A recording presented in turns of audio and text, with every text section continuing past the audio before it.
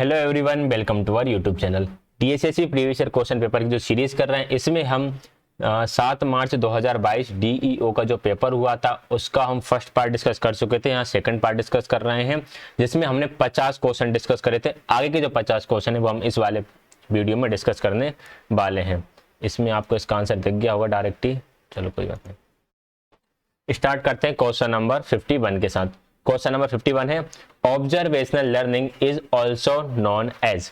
जो आपकी observational learning है, जिसे हम बोलते हैं अवलोकनात्मक शिक्षा, को किस रूप में भी जाना जाता है? विकेरियस लर्निंग या मॉडलिंग, विचित्र शिक्षा या मॉडलिंग। मॉडलिंग क्या होता है? जिसमें आप किसी को देख के सीख रहे होते हो। एंड विकेरियस लर्निंग में क्या होता है? आपने देखा कि कोई एक व्यक्ति है जिसने खूब मेहनत करी और मेहनत करके ये बहुत ही ज्यादा सक्सेसफुल हो गया है। यानी कोई आपने देखा गरीब परिवार का लड़का था, पढ़ाई लिखाई करी, आईएएस वाईएएस बन गया और बहुत ही सक्सेसफुल हो गया, उससे आप मोटिवेट होकर काम कर रहे हो। या आपकी फैमिली में कोई व्यक्ति है जो बहुत अच्छे ओहदे पे पहुंच गया, जिसने अच्छी सफलता हासिल कर ली है, तो आप उससे मोटिवेट हो रहे हो, तो उससे हम बोलते हैं विकेरियस लर्निंग। तो दोनों ही हमारी ऑब्जर्वेशनल लर्निंग के अंदर आती है। Right answer option number A हो जाएगा, फर्स्ट और सेकंड। ऑब्जर्वेशनल लर्निंग जिसे हम अवलोकनात्मक शिक्षा भी कहते हैं। यहाँ पर मैंने विकेरियस लर्निंग जो है इसके बारे में दे रखा है, आप चाहे यहाँ से पढ़ सकते हैं, बाकी मैंने आपको समझा ही दिया है। आगे बढ़ेंगे क्वेश्चन नंबर 52 की तरफ। निम्नलिखित में से कौन सा कथन सही है? Which of the following statement is correct? First है, छटाई समान चीजों को एक साथ रखना है। Sorting is putting similar things together. मिलान कुछ सामान्य गुणधर्म की तलाश करना है और उन चीजों को इकट्ठा करना है जिनके पास वह गुणधर्म है। Matching is to find some common property and collect those things which have that property. देखिए इसमें उल्टा दे रखा है। छटाई में क्या होता है? छटाई में हमको सामान्य गुणधर्म की तलाश करते हैं और उन चीजों को इकट्ठा करते हैं। यानी सॉर्टिंग में ये वाली लाइन आएगी, ये वाली। और मैचिंग में क्या करते हैं? एक समान चीजों को हम साथ में रखते हैं, तो इसमें ये वाली लाइन आएगी। यानी ये हमारे उल्टे दे रखे हैं, उल्टे दे रखे हैं, इसलिए दोनों ही गलत हैं, दोनों ही गलत हैं। तो राइट आंसर हमारा होगा option number D, neither one nor second. तो आगे बढ़ते हैं क्वेश्चन नंबर 53 की तरफ। थोड़ा सा छोटा करेंगे ताकि आप पूरा क्वेश्चन देख सकें। अच्छा, वीडियो में अगर आपको किसी प्रकार का कोई करेक्शन चाहिए या कुछ अपडेट चीज चाहिए तो आप उसके लिए कमेंट करके बता सकते हैं। कोशिश ये रहती है कि जहां पर एक्सप्लेनेशन की जरूरत है वहां पर एक्सप्लेनेशन प्रोवाइड कर दिया जाए, या जो भी इंपॉर्टेंट चीजें बीच में आ रही हैं उसको इंक्लूड कर दिया जाए। फिर भी कई बार कुछ चीजें हो सकती हैं जो छूट जाती हैं, तो वो आप कमेंट में पूछ सकते हैं। और इसके अलावा आप और क्या वीडियोस चाहते हैं तो उसके लिए भी आप कमेंट कर सकते हैं। बाकी तैयारी आप लोग करते रहिएगा। और एक कमेंट बहुत ज़्यादा आता है कि सर एग्ज़ाम का नोटिफिकेशन नहीं आ रहा है तो हमारा पढ़ाई में मन नहीं लग रहा है, हम पढ़ें या ना पढ़ें, या फिर इसका नोटिफिकेशन कब तक आएगा। तो देखो यार, नोटिफिकेशन कभी ना कभी तो आएगा ही। ऐसा तो होगा ही नहीं कि वैकेंसी आएगी ही नहीं, आएगी। हालांकि 23 में आना था तो 23 आई ही नहीं, पूरा 23 ही निकल गया हमारा। हो सकता है हमें 23 एंड तक भी देखने के लिए मिल सकती है, लेकिन आप तैयारी इसलिए करते रहिए क्योंकि देखिए केबीएस की वेट कर रहे थे सब लोग। 2018 से वेट कर रहे थे कि यार कब आएगा कब आएगा, लेकिन जब वो आया तो उसने पढ़ने का टाइम ही नहीं दिया। जिनकी पहले से ही तैयारी थी वही उसमें अच्छा स्कोर कर पाए। एग्जाम के 1-1.5 महीने के अंदर ही उन्होंने एग्जाम ले लिया था। तो ऐसा ही डीएसएसबी के साथ भी हो सकता है। तो मैं तो यही कहूँगा कि आप अपनी पढ़ाई जो है वह अच्छे से करते रहिएगा। अगर हम 2022 वाले की बात करें तो उसके फॉर्म 2021 शायद अगस्त या जुलाई अगस्त 2021 में भराए थे और पेपर हुआ था मार्च 2022 में। ठीक है, उस टाइम पे हमें तब तो हमें इतना टाइम मिल गया था, लेकिन अब हो सकता है इतना टाइम ना मिले। तो तैयारी करते रहो। तैयारी के लिए मैंने कई बार बताया है, आपको एनआईओएस पढ़ना है, साथ में आपको मॉक देना है और प्रीवियस ईयर बिल्कुल करना है। इन तीनों में से आप एक चीज भी नहीं छोड़ सकते। आगे बढ़ते हैं क्वेश्चन नंबर 53 की तरफ। According to Weimer 2002, there are 5 practice that need to change to achieve learning centre teaching. Which of the following is not one of that practice? बीमारी के अनुसार सीखने पर केंद्रित शिक्षण प्राप्त करने के लिए 5 प्रथाएं हैं जिन्हें बदलने की आवश्यकता है। निम्नलिखित में से कौन सा उस अभ्यास में से एक नहीं है या उस प्रथा में से एक नहीं है? The responsibility of learning, the culture of classes, the functions of content and the balance of power. सीखने की जिम्मेदारी, वर्ग की संस्कृति, सामग्री के कार्य या फिर शक्ति संतुलन। देखिए वीमर ने जो 5 प्रैक्टिस दी थी उसके अंदर कल्चर ऑफ क्लासेस नहीं है, तो राइट आंसर तो इसका हो जाएगा बी। अब 5 कौन कौन सी क्लासेस है भी हमें पता होना चाहिए, जिसके बारे में एनआईओएस में बहुत बढ़िया विस्तार से दे रखा है और मैंने अपनी बुक में भी ये पॉइंट इंक्लूड कर रखा है। ये थे 5 की चेंजेस, जिसमें बैलेंस ऑफ पावर आता है, फंक्शन ऑफ कंटेंट आता है, रोल ऑफ टीचर आता है, responsibility for learning and evaluation, purpose and process. इसके अंदर भी काफ़ी डिटेल्स हैं जो आपको मेरी बुक में भी देखने के लिए मिल जाएगा और NIOS समरी में भी देखने के लिए मिल जाएगा। मेरी बुक यदि आप परचेस करना चाहें तो हिंदी एंड इंग्लिश दोनों ही एडिशन अमेजोन पे अवेलेबल है, दोनों का परचेस कर सकते हैं। और बुक परचेस करने के बाद आप मुझे इस नंबर पर जरूर कॉन्टेक्ट करें और बुक से रिगार्डिंग जो भी आपको इशू रहते हैं वो आप इस नंबर पर व्हाट्सअप करके पूछ सकते हैं। कभी भी किसी प्रकार का इशू हो, आपको लगे हो सकता है बुक में कोई चीज़ गलत लिखा गई हो या गलत प्रिंट हो गई हो, तो आप यहाँ पे उसे क्लियर कर सकते हैं। आगे बढ़ते हैं क्वेश्चन नंबर 54 की तरफ। 54 है, शिक्षा आयोग 1964-66 द्वारा प्रस्तावित कक्षा 10 तक त्रिभाषा सूत्र के अनुसार निम्नलिखित में से कौन सा कथन सही है? Which of the following statement is correct according to the 3 language formula up to class 10 proposed by Education Commission 1964-66? जो हमारा त्रिभाषा फॉर्मूला है उसके हिसाब से कौन कौन सी 3 भाषाएं होनी चाहिए? फर्स्ट ऑप्शन है, विद्यालय में पहली भाषा जो पढ़ाई जानी चाहिए वह मातृभाषा या क्षेत्रीय भाषा होनी चाहिए। The first language that should be taught in school should be the mother tongue और द रीजनल लैंग्वेज। सेकेंड है, हिंदी भाषी राज्यों में दूसरी भाषा कोई भी आधुनिक भाषा या अंग्रेजी होनी चाहिए। In Hindi speaking state the second language should be any modern language और इंग्लिश। तो दोनों ही सही हैं। पहली भाषा हमेशा मातृभाषा हो या वहाँ की क्षेत्रीय भाषा हो, जैसे कि मैं MP से हूँ तो हमें पहली भाषा हिंदी पढ़ाई जाती है, दूसरी भाषा अंग्रेजी पढ़ाई जाती है और तीसरी भाषा संस्कृत पढ़ाई जाती है। और शायद UP राजस्थान में भी सेम ही चलता है, बाकी जो अदर स्टेट है वहाँ पे उनके हिसाब से चलता है। तो दोनों ही सही है। Right answer option number A हो जाएगा, बोथ फर्स्ट एंड सेकंड। और हमारे यहाँ बात करें तो जैसे बोलचाल की भाषा में बात करें तो बुंदेलखंडी ज़्यादा चलती है। आप लोगों ने सुन ही रखी होगी बुंदेलखंडी, काफ़ी अच्छी भाषा है, मतलब बोलने में मज़ा भी आता है, एक अलग ही नशा है। जैसे हम बात करते हैं तो हमारी जो क्षेत्रीय भाषा होती है, क्षेत्रीय भाषा में जब हम बात कर रहे होते हैं तो उसकी फिर बात ही अलग होती है, वो फीलिंग ही अलग है। खैर हर जगह की अपनी अपनी जो क्षेत्रीय भाषा है उनकी अलग ही बात होती है, उनको वही सबसे अच्छी लगती है। खैर वो बुंदेलखंडी ऐसी है, उसमें क्या बोलते हैं, पढ़ाई तो हो ही नहीं सकती है क्योंकि शब्द ही ऐसे होते हैं। तुम और कितने जा रहे हो, अब तुम और कितने जा रहे हो, ऐसे शब्दों का यहाँ पर कहाँ इससे हम यूज़ कर पाएंगे। हमें कछु कूते ही नहीं पड़ा जब क्वेश्चन में का लिखो है, देखते जब क्वेश्चन में का लिखो है, निम्नलिखित में से कौन सा कथन सही है। तो तुम्हारों ने जो बताने हैं कि इन दोनों में से कहाँ को सही है, जे कहाँ को सही हो तो वहाँ पर टिक करने हैं। तो ध्यान से पढ़ने हैं, कहीं से गलत ना हो जाए, गलत हो जाए तो नंबर चलो जाए तो फिर हम नहीं जाने, तुम्हारा पेपर रह जाए, जिंदगी भर ऐसे ही घूमत रही हो। फिर आंकड़े निश्चित संबंधित निष्कर्ष तक पहुंचने के उद्देश्य से व्यवस्थित तरीके से एकत्र की गई जानकारी है। दूसरा है, आंकड़े का संचालन केवल अंकगणित करना है। Data is information collected systematically for the purpose of the reaching certain related conclusion. Option number first बिल्कुल सही है, यानी कि पहले वालों तो भैया बिल्कुल सही है, जामे तो कुछ दिक्कत वाली बात है नहीं है। अब हम दूसरों वालों पढ़ के देख ले रहे हैं कि दूसरे वालों सही है का नहीं है, कुछ गलत तो नहीं लिखो। आंकड़े का संचालन केवल अंकगणित करना है, जहाँ जो वाला जो शब्द है केवल, जो बहुत गलत शब्द है, जहाँ से पूरा क्वेश्चन को मतलब बिगड़ रहा है, यानी जाने बहुत ही नकारात्मक बात कह रही, बहुत ही बुरी बात कह रही। एक ही काम कर वो नहीं है, आंकड़ों को बहुत सारे काम होते हैं, जाके तुम्हारे ने पता नहीं है। तुम जब जा पढ़ोगे अच्छे से, NIOS अच्छे से पढ़ोगे तब तो मुझे सब चीज़ें समझ में आ है। तो राइट आंसर जाको हो जाए ऑप्शन नंबर फर्स्ट अकेलो, यानी B, ओनली 1। आगे बढ़े क्वेश्चन नंबर 56 की तरफ। 56वां क्वेश्चन कह रहा हो कि निम्नलिखित में से कौन सा कथन उन संक्रियाओं का प्रतिनिधित्व कर रहा है जो एक भिन्न पर की जा सकती हैं। सरलतम रूप में कम करना, विषय भिन्नों को, विषय नहीं यहाँ पर आएगा, विषम आएगा। 1 मिनट, पापा का कॉल आ गया है। हेलो, पहुंच गए? हाँ ठीक है, ओके, हाँ भर लिया था, ठीक है। तो कॉल आ गया था बीच में पापा का, वो गए हुए हैं बाहर, घर पे हैं हम अकेले। ठीक है, अपन वीडियो रिकॉर्डिंग पे ध्यान देते हैं। कब पढ़ रहे थे? निम्नलिखित में से कौन सा कथन उन संक्रियाओं का प्रतिनिधित्व करता है जो एक भिन्न पर की जा सकती हैं। सरलतम रूप में कम करना, सरलतम रूप में कम करना बिल्कुल हम करते हैं। जैसे कि हमारे पास लिखा हो 25/26, तो इसे हम 5 से काट देते हैं, 4/5 हो जाता है। विषय नहीं आएगा यहाँ पर, विषम आएगा। विषम भिन्नों को मिश्रित भिन्नों में या इसके विपरीत परिवर्तित करना, यह भी हम करते हैं। जैसे हमारे पास लिखा हो 6/5, तो हम इसे कन्वर्ट कर देते हैं 1:1/5। ये होती है हमारी विषम भिन्न और ये होती है मिश्र भिन्न, जिसे हम कहते हैं improper fraction to mixed fraction. ये है हमारी इम्प्रॉपर फ्रैक्शन और ये है हमारी मिक्स्ड फ्रैक्शन। इनके बारे में भी एनआईओएस में बहुत बढ़िया लिखा हुआ है।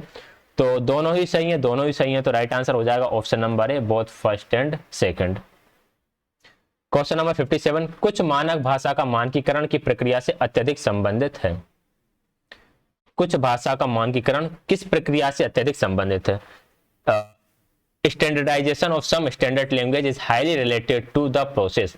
सामाजिक शोषण यानी सोशल एक्सप्लॉयशन, या फिर सामाजिक जागृति यानी सोशल अवेकिंग।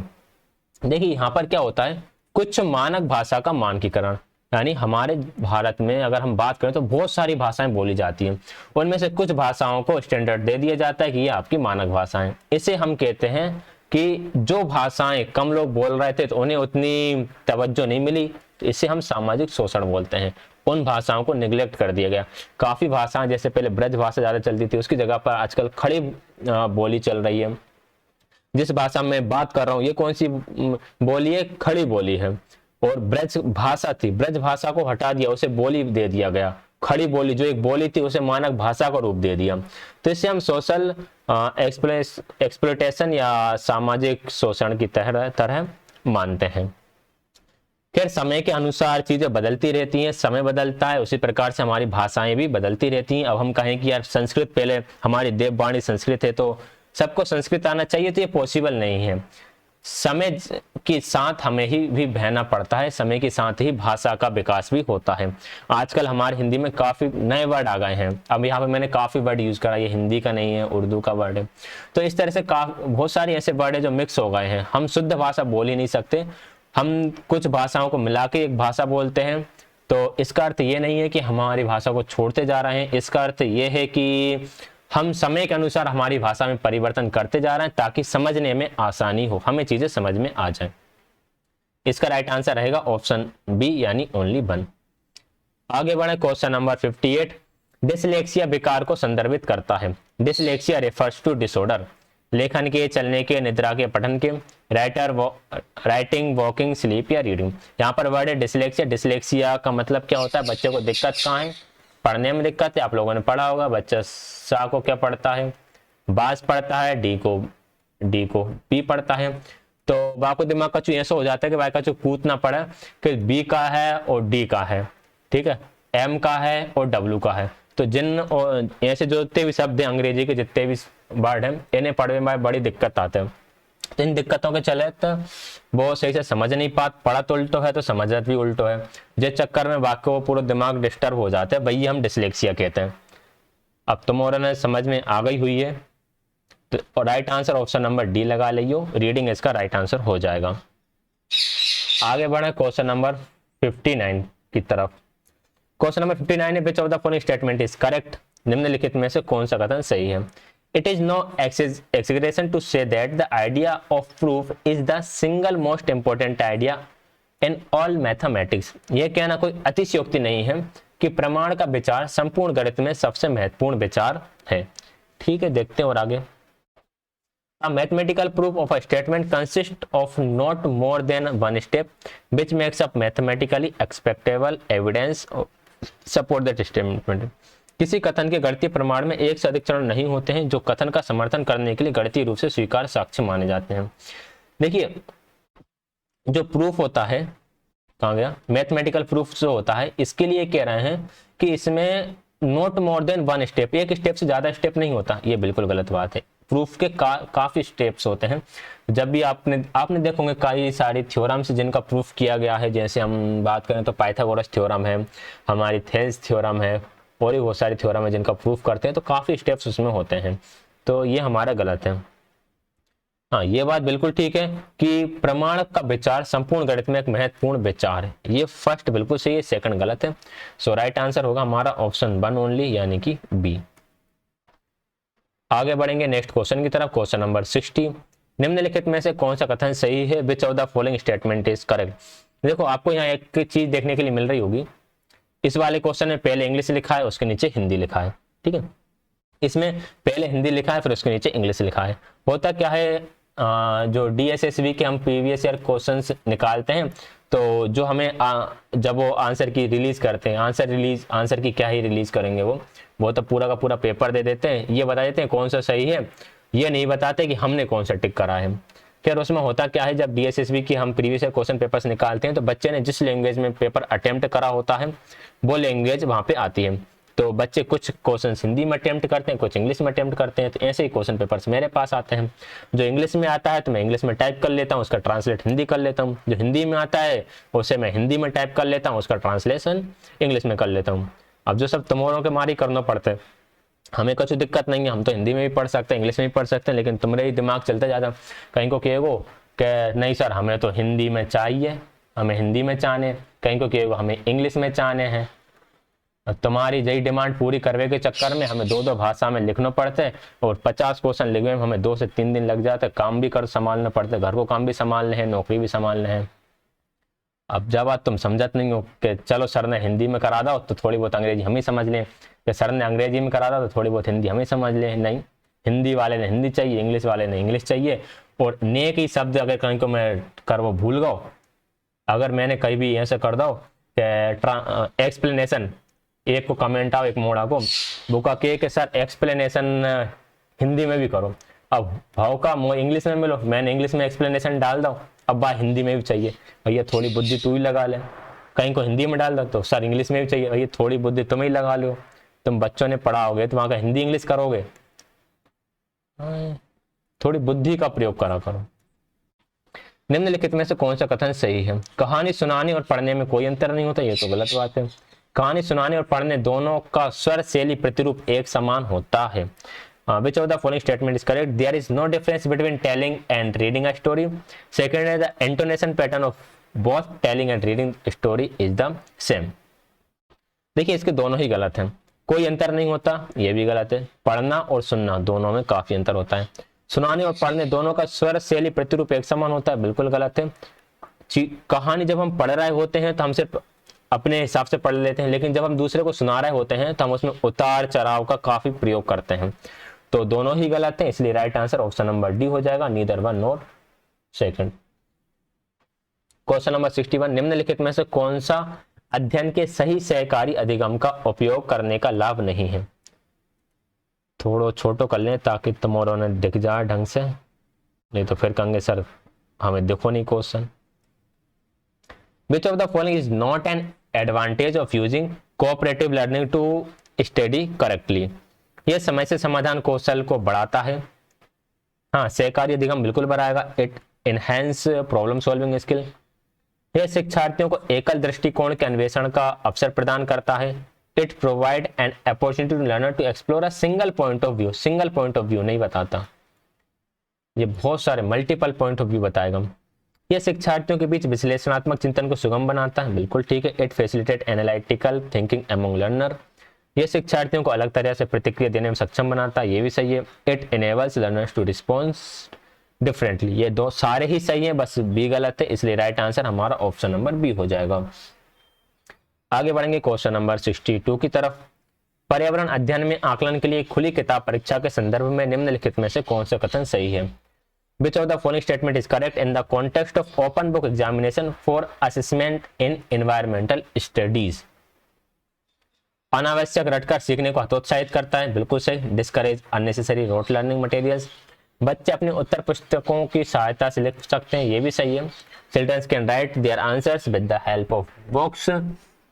आगे है, बच्चों के युग में एक बहुत समस्याओं पर काम करते हैं। Pairs of children work on multiple problems.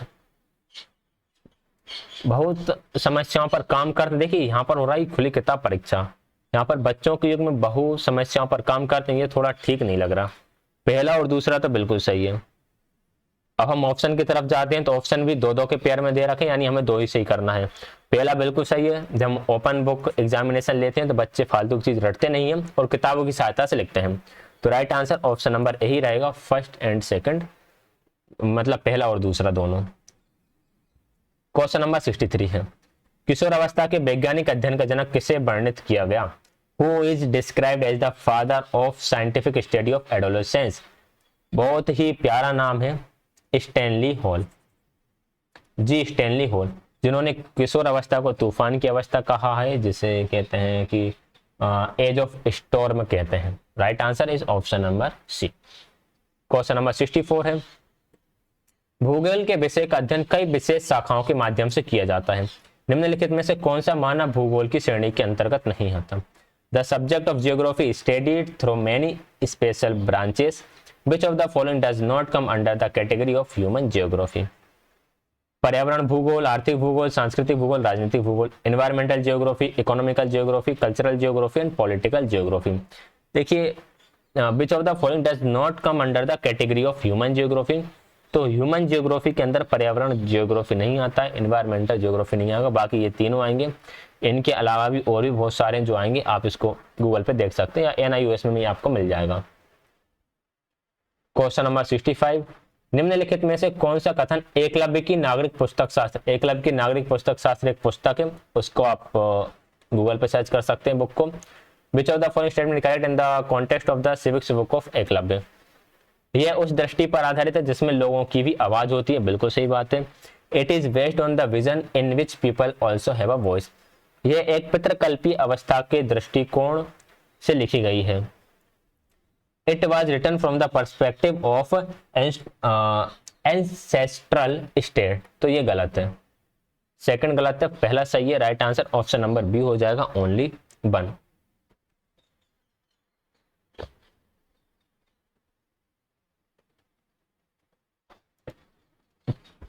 Question number 66, artist who participate in performing art in front of an audience are called?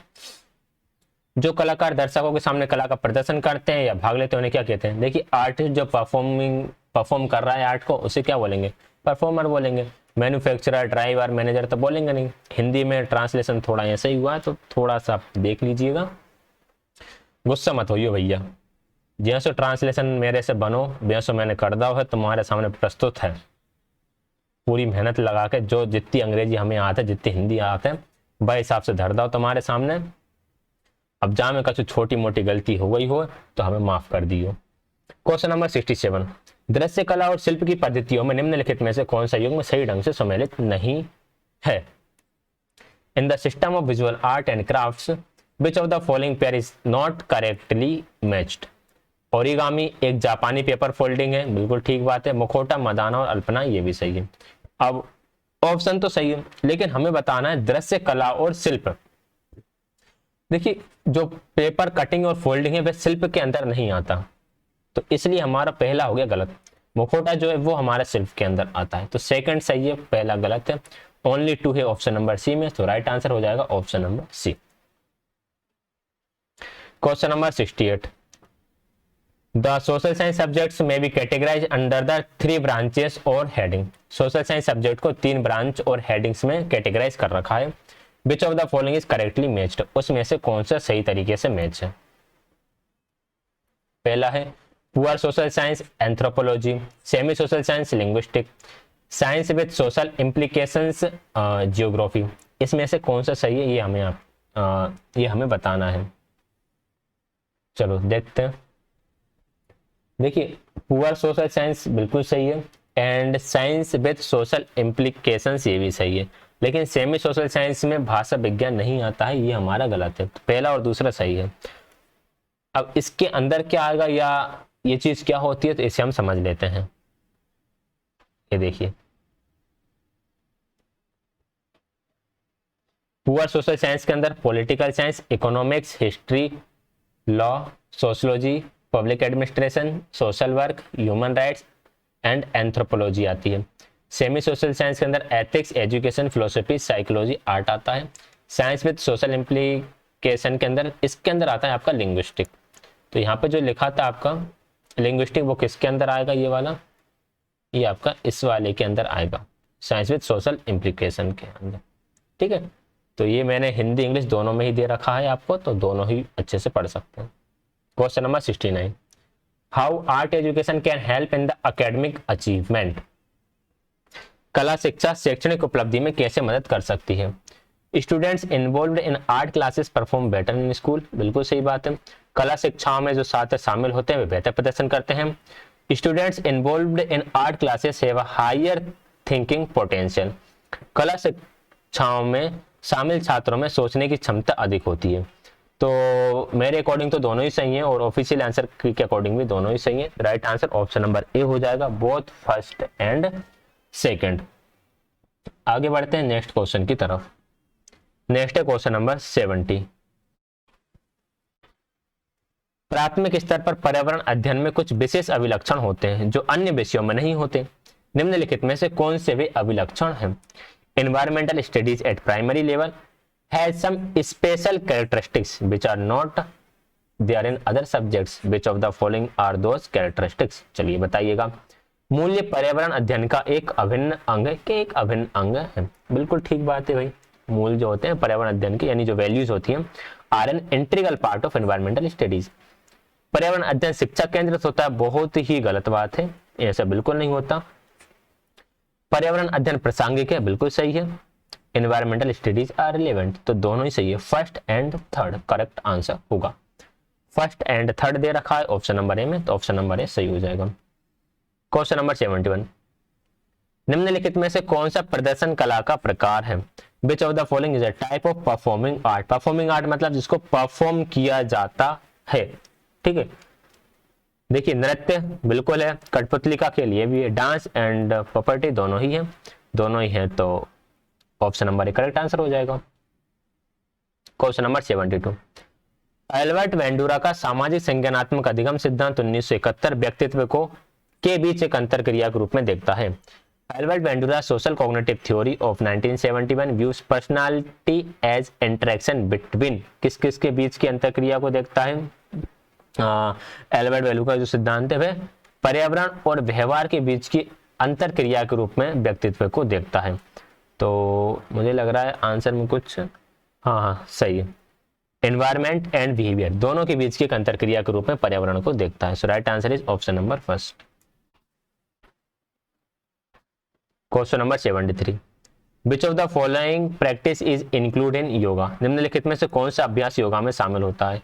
Yoga में प्राणायाम भी होता है, ये क्या लिखा, प्रत्याहार भी होता है और क्रिया योग भी होता है, तीनों ही चीजें योगा के अंदर होती हैं। तो राइट आंसर हो जाएगा option number C, first second and third. Question number 74 है। एक सामाजिक विज्ञान शिक्षक सामाजिक विज्ञान पाठ्यक्रम के अंतर्गत किसी एक विषय को पढ़ाने के लिए नाट्यकरण के आयोजन की योजना बना रहा है। किस नाटक का मंचन करने का निर्णय लेने से पहले शिक्षक को निम्नलिखित में से किस कारक को ध्यान में रखना होगा?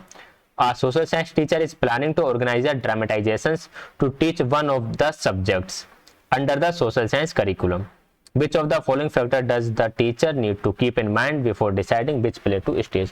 देखिए शिक्षक एक पाठ को पढ़ा रहा है, उस पाठ को पढ़ाने के लिए वह नाटक का प्रयोग कर रहा है, मतलब नाटक के माध्यम से पाठ को समझाएगा। तो अब हमें यह बताना है कि उसे कौन कौन से फैक्टर को ध्यान में रखना पड़ेगा। विद्यालय के दर्शन को समझना, समय की उपलब्धता, कार्यान्वयन में शामिल लागत, बिल्कुल सही है। ये तीन ही चीजों को उसको देखना पड़ेगा कि स्कूल की फिलोसफी क्या है, टाइम है या नहीं है, कॉस्ट कितनी उसमें लग रही है। तो राइट आंसर हो जाएगा इसका option number C, first second and third. Question number 75। वाद विवाद और चर्चा किस प्रकार की पाठ्यचर्या गतिविधि के उदाहरण हैं? Debate and discussion are example of what type of curricular activities? Social welfare, aesthetic and cultural, literacy, physical development, सामाजिक कल्याण, सौंदर्य और सांस्कृतिक, साहित्यिक या शारीरिक विकास। वाद विवाद और जो चर्चा आती हैं वे हमारी आती हैं लिटरेरी के अंदर यानी कि साहित्यिक के अंदर। सो राइट आंसर हमारा ऑप्शन नंबर सी होगा। ऐसा क्यों है या ऐसी क्यों आती है? तो इन चीजों को आपको ध्यान में ही रखना है, इनका कुछ भी नहीं हो सकता है, ठीक है। ये चीज आपको एज इट इज माइंड में रखना है। आगे बढ़ते हैं क्वेश्चन नंबर 76 की तरफ। निम्नलिखित में से कौन सी गतिविधि सकल गतिक कौशल को बढ़ावा देती है? सकल गतिक विकास या सकल गतिक कौशल का मतलब होता है ग्रोस मोटर डेवलपमेंट या ग्रोस मोटर स्किल्स, जिसमें आपके हाथ पैरों की बड़ी मसल्स काम में आती हैं। दौड़ने वाले खेल, बिल्कुल ठीक है। दौड़ने वाले खेल से क्या होता है, आपकी जो मोटर स्किल्स हैं वो डेवलप होती हैं। बात और चर्चा से नहीं होती, पेड़ पे चढ़ने से भी होती हैं। तो climbing a tree and running a sports, first and third दे रखा है ऑप्शन नंबर डी में, तो करेक्ट आंसर हमारा ऑप्शन नंबर डी ही हो जाएगा। आगे बढ़ते हैं नेक्स्ट क्वेश्चन की तरफ, क्वेश्चन नंबर 77। क्वेश्चन नंबर 77 है, निम्नलिखित में से किस गतिविधि में व्यापक शैक्षिक क्षमता है? छात्र स्वशासन के माध्यम से नागरिक शास्त्र में प्रायोगिक पाठ दिए जा सकते हैं। विद्यालय पत्रिकाएं छात्रों को सशक्त और व्यापक ढंग से लिखने की कला सिखाती है। Which of the following activities has broad educational potential? Practical lesson in civics can be given through students self-governance. School magazines teach students the art of writing powerfully and comprehensively. तो दोनों ही सही है, पहला और दूसरा दोनों ही सही है। राइट आंसर हो जाएगा ऑप्शन नंबर ए। फर्स्ट ये सेकंड कर लेना इसको, फर्स्ट एंड सेकंड बोथ। आगे बढ़ेंगे नेक्स्ट क्वेश्चन 78 की तरफ। क्वेश्चन नंबर 78 है, इन the context of yoga which of the following pair correctly matched? योग के संदर्भ में निम्नलिखित में से कौन सा जोड़ा सही ढंग से मेल खाता है?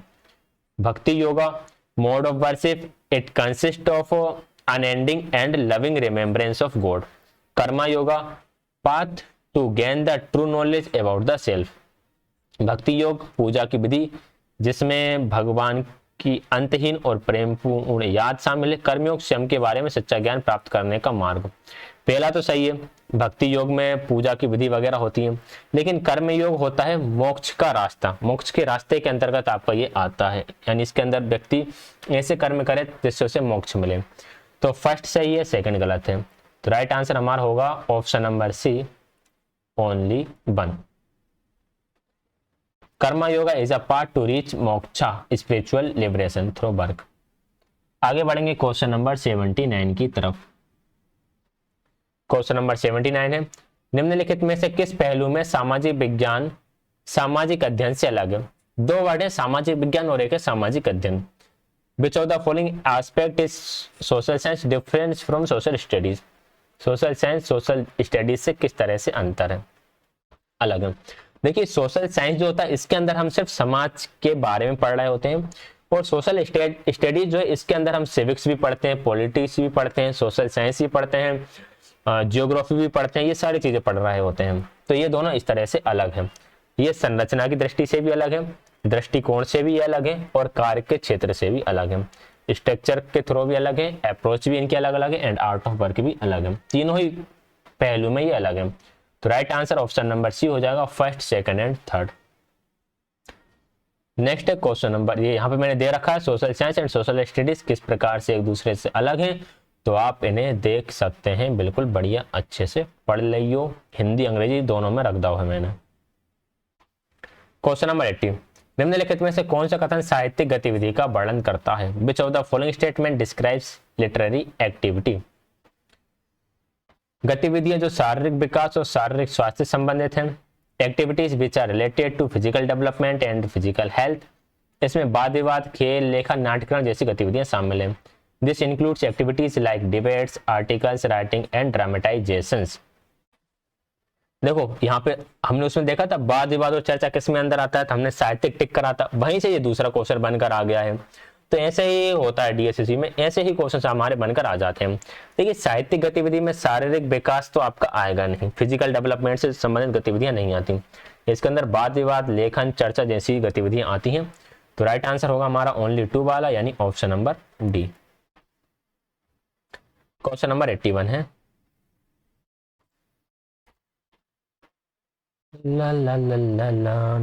क्वेश्चन नंबर 81, निम्नलिखित में से कौन सा सही ढंग से सम्मिलित है? Which of the following is correctly matched?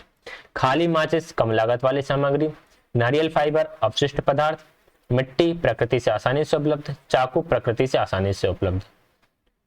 Empty match box low cost material, coconut fibre best material, soil easily available from nature, knife easily available from nature. कौन सा सही सुमेलित है ये हमें बताना है।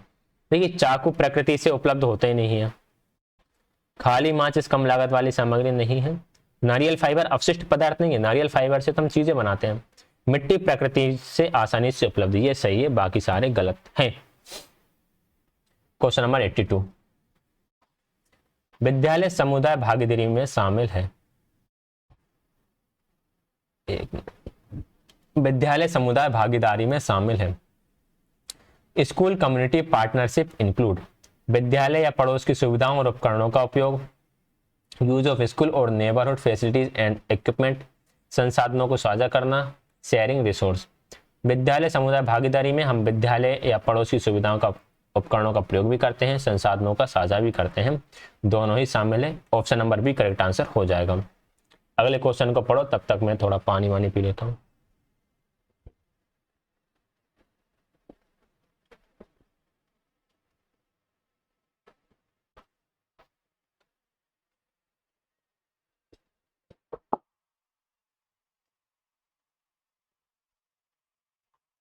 कौन सा सही ढंग से सुमेलित नहीं है ये आपको बताना है। देखिए बीज जो होते हैं वे अवशिष्ट पदार्थ नहीं होते, तो यही सही ढंग से सम्मिलित नहीं है। गोंद प्रकृति से मिल जाती है, रेत प्रकृति से मिल जाती है, स्पॉन्ज अवशिष्ट पदार्थ है, ये तीनों सही है। पहला वाला गलत है, इसलिए पहला वाला सही है। अगला क्वेश्चन है, बड़ा क्वेश्चन है थोड़ा। भारतीय संविधान की कौन सी अनुसूची पंचायत निकायों को प्राथमिक और माध्यमिक विद्यालय, तकनीकी प्रशिक्षण और व्यावसायिक शिक्षा, वयस्क और अनौपचारिक शिक्षा, पुस्तकालय और सांस्कृतिक गतिविधियों को शामिल करती हुई शिक्षा की देखभाल करने की जिम्मेदारी सौंपती है? तो कौन से शेड्यूल है जो ये सारी जिम्मेदारियां सोचती है? तो ये है हमारी 11th जो शेड्यूल है, वो 11वीं अनुसूची है, वो राइट आंसर होगा option number C. Question number 85, सभी चीजों के अर्थ और उद्देश्य की गहन अंतर्दृष्टि का अभ्यास शारीरिक शिक्षा के किस परिणाम के अंतर्गत आता है? The practice of deep insight into the meaning and purpose of all things comes under which outcomes of physical education? मानसिक रूप से शक्तिशाली, भावनात्मक संतुलन, सामाजिक रूप से सक्षम या आध्यात्मिक रूप से प्रबुद्ध? Mentally powerful, emotionally balance, socially competent या स्पिरिचुअली एनलाइटेंड? ये चीजें जो आती हैं, हम किसी भी चीज के प्रति गहन अंतर्दृष्टि जब भी हम रखते हैं तो वह हमेशा हमारे आध्यात्मिक रूप से प्रबुद्ध की अंतर्गत आई, हमारे स्पिरिचुअल एस्पेक्ट के अंदर आती है। So right answer is option number D. Next है question number 86,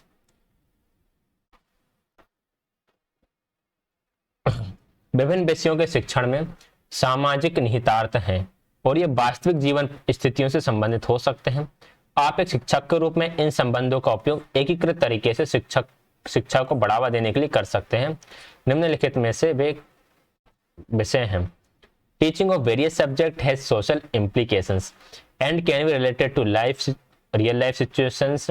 You as a teacher can use these connections to promote education in an integrated manner. Which of the following are those subjects? पर्यावरण, भाषाएं या फिर अंकगणित? बताइएगा कौन सा सही आंसर होगा। देखिए अगर हम बात करें विभिन्न विषयों के शिक्षण में सामाजिक निहितार्थ हैं और ये वास्तविक परिस्थितियों से संबंधित हो सकते हैं। पर्यावरण वास्तविक जीवन से संबंधित होता है, बिल्कुल होता है। भाषाएं होती हैं, बिल्कुल होती हैं। अंकगणित होता है, ये भी होता है, तीनों ही होते हैं। तो राइट आंसर होगा option number A, first, second and third. Next है क्वेश्चन नंबर 87, ये और बड़ा क्वेश्चन है। देखो अब शायद आपको पूरा दिख रहा होगा। निम्नलिखित में से कौन सा कथन सही नहीं है? Which of the following statement is not correct? मुझे लगता है ज्यादा ही छोटा हो गया होगा, आपको सही से दिख नहीं रहा होगा, तो पहले हिंदी वाले देख लो अच्छे से, फिर अंग्रेजी वाले देख लियो।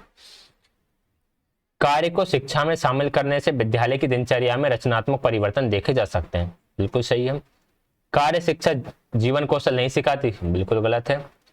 कार्य को शिक्षा में सम्मिलित करने से बच्चे को सामुदायिक संसाधनों का अर्थपूर्ण ज्ञान होता है, बिल्कुल ठीक। कार्य को शिक्षा में शामिल करके बच्चा मेहनत से किए गए काम पर गर्व कर सकता है, ये भी सही है। तो बी अकेला गलत है, नहीं पूछा था इसलिए बी ही राइट आंसर हो जाएगा।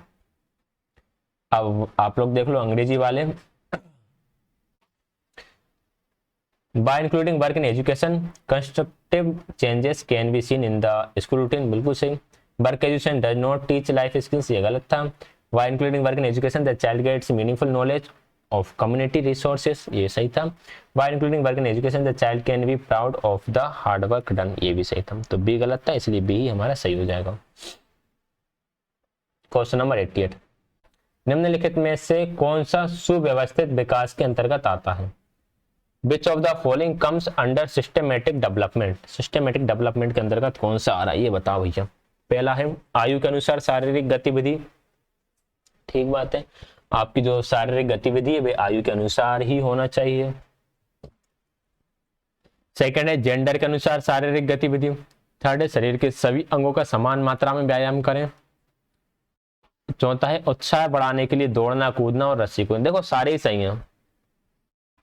सुव्यवस्थित विकास के हिसाब से अगर हम बात करें तो सी बिल्कुल सी ठीक इसलिए होगा कि सभी अंगों का समान मात्रा में व्यायाम करेंगे तो सभी अंग सही तरीके से बढ़ेंगे, जेंडर के अनुसार ही बढ़ेंगे और हमारे अंदर उत्साह वगैरह भी रहेगा। तो हम सी की तरफ जाएंगे। Exercise of all body parts in equal amount. आगे बढ़ते हैं क्वेश्चन नंबर 89 की तरफ। क्वेश्चन नंबर 89 है निम्नलिखित में से कौन सा कथन सही है? Which of the following statement is correct? True education consist in the cultivation of freedom and intelligence. बिल्कुल सही बात।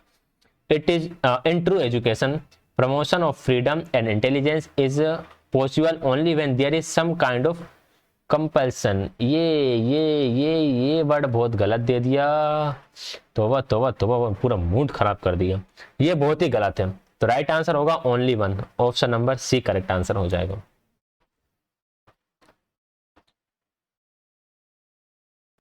क्वेश्चन नंबर 90 पारिवारिक सामुदायिक जुड़ाव निम्नलिखित में से किस पर सकारात्मक प्रभाव दिखाता है? Family community engagement has been showing to have a positive impact on which of the following?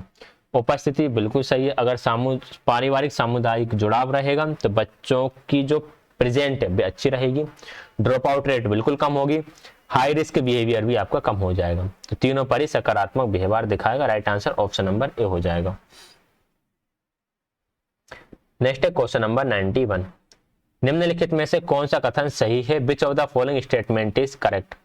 अनुरूपता सामान्यता की ओर ले जाती है, कन्फॉर्मेलिटी लीड्स टू नॉर्मेलिटी। ये स्टेटमेंट बिल्कुल सही है। ये as it is statement NIU से उठकर आया है। जीवन में आराम की चाह से जीवन में सहजता समाप्त नहीं होती है। The desire for comfort in life does not ends the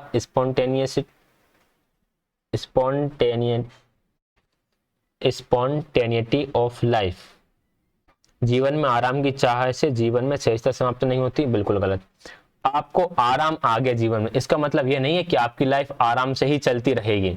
आपकी लाइफ में उतार चढ़ाव आएंगे ही, चाहे भले ही आप कितने ही कंफर्ट की बात करो। ठीक है, पहला सही है, दूसरा गलत है। Right answer option number first है।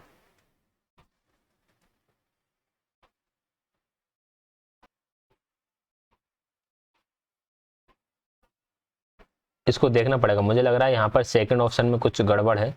चलो इसको हम थोड़ा सा उस पर होल्ड पे डाल दो इस क्वेश्चन को। एक आध क्वेश्चन ऐसे आते हैं जो मेरे लिए भी टफ हो जाते हैं कई बार। क्या करें, तभी तो कहते हैं डीएसएस भी बहुत कठिन पेपर बनाते हैं। ऐसे ही बनाते हैं, कछु कछु प्रश्न ऐसे डाल देते हैं कि जो पढ़ाई वाले मार्क्स आवेंगे उन्हें दिक्कत आते पढ़ावे में, वे ही नहीं पढ़ा पाते सही से। कक्षा में छात्रों का सीट बदलने से क्या लाभ है? What is the benefits of changing seats of students in the class? यह सामाजिक अंतःक्रिया और संवेगात्मक बंधन को बढ़ावा देता है। कक्षा में हीन भावना महसूस नहीं करता, बच्चा कक्षा में हीन भावना महसूस नहीं करता। बच्चे को स्वतंत्र और अधिक आत्मविश्वासी बनाता है। नए आने वाले छात्रों का स्वागत होता है और विद्यालय और कक्षा गतिविधियों में शामिल किया जाता है। ये तो सारी सही है। अब इसमें से सबसे सही कौन सा है वो छांटना पड़ेगा। It promotes social interaction and emotional bonding.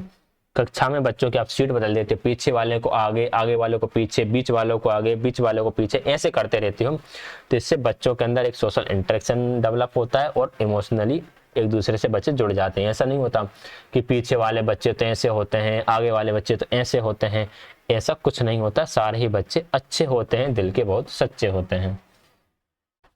Question number 93 निम्नलिखित में से कौन सा कथन सही नहीं है? Which of the following statement is not correct? बताइए।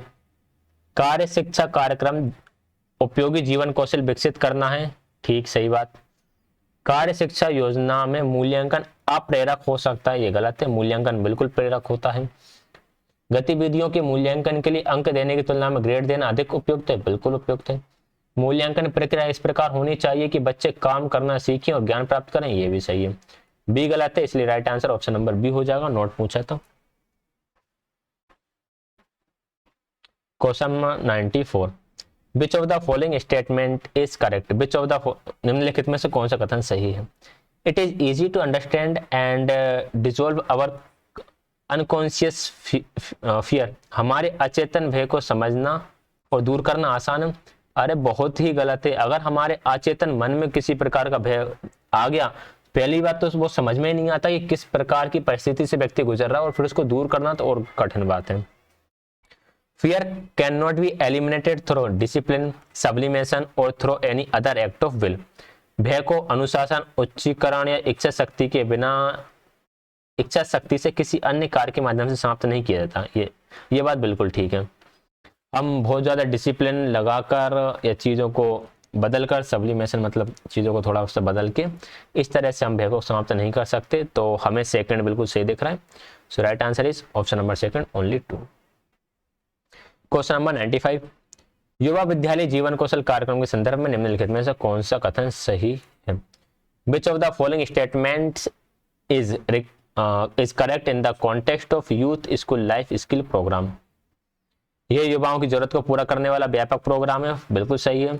2005 के बाद इस कार्यक्रम को संशोधित नहीं किया, यह गलत है। 2005 के बाद इसमें संशोधन हुए हैं। तो right answer option number C होगा, ओनली 1। क्वेश्चन नंबर 96, आप एक शिक्षक के रूप में विद्यालय के बच्चों, युवाओं, वयस्कों आदि के लिए सामुदायिक कार्यक्रम आयोजित कर सकते हैं और इन्हें विद्यालयों या समुदायों में आयोजित किया जा सकता है। इन कार्यक्रमों की प्रकृति को संदर्भित करती है। क्या चीज है ये,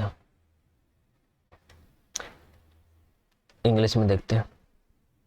as a teacher you can organise community events for school children, youth, adults, etc.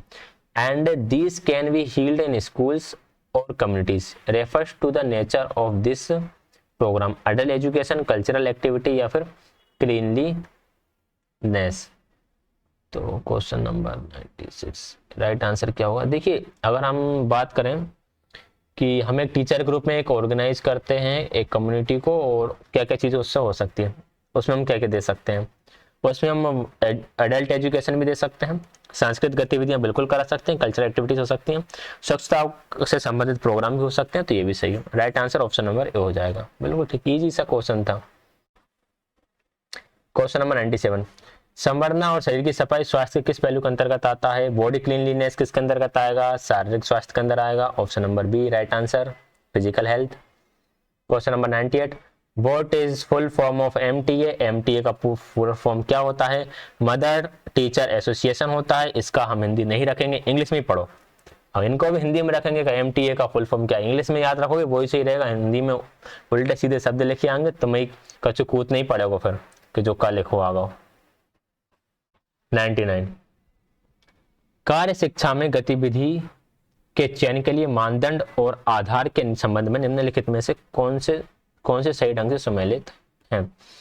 With respect to the criteria and basis for selection of activities in work education, which of the following are correctly matched.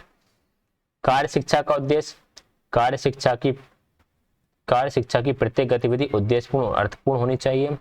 बच्चों की पृष्ठभूमि, बच्चों की शारीरिक बौद्धिक क्षमता, बच्चों का स्तर, बच्चों का सामाजिक सांस्कृतिक और आर्थिक वातावरण। देखो सेकंड वाला तो ये हैगा, बच्चों की पृष्ठभूमि के अंदर क्या आता है, बैकग्राउंड ऑफ चिल्ड्रन के अंदर आता है बच्चों का social, cultural and economic environment of children. And छात्रों का स्तर में आएगा बच्चों का शारीरिक बौद्धिक क्षमता, लेवल ऑफ स्टूडेंट में physical and intellectual ability of children. तो सेकंड भी गलत मिला रखा है, थर्ड भी गलत मिला रखा है, पहला अकेला सही है। Objective of work education, every activity of work education should be purposeful and meaningful. So right answer is only one दे रखा है ऑप्शन नंबर बी में। तो right answer option number B.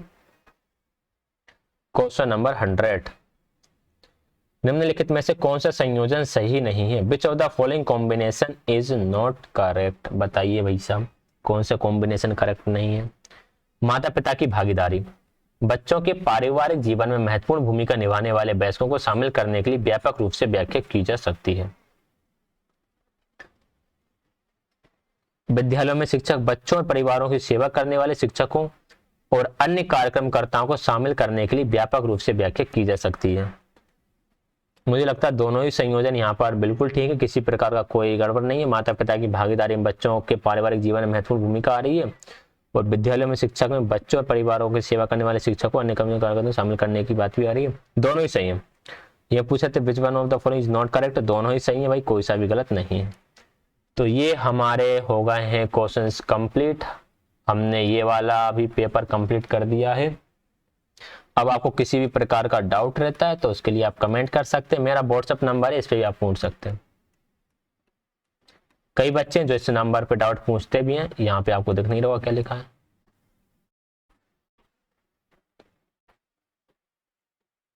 लेकिन ध्यान रखिएगा नो फोन कॉल्स, ठीक है, ओनली व्हाट्सएप।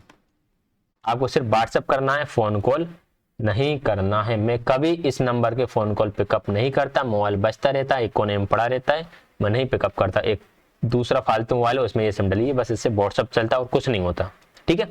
तो आप व्हाट्सएप और टेलीग्राम चल रहा है इससे और कुछ नहीं हो रहा, इसलिए ध्यान रखिएगा, फोन कॉल नहीं करिएगा।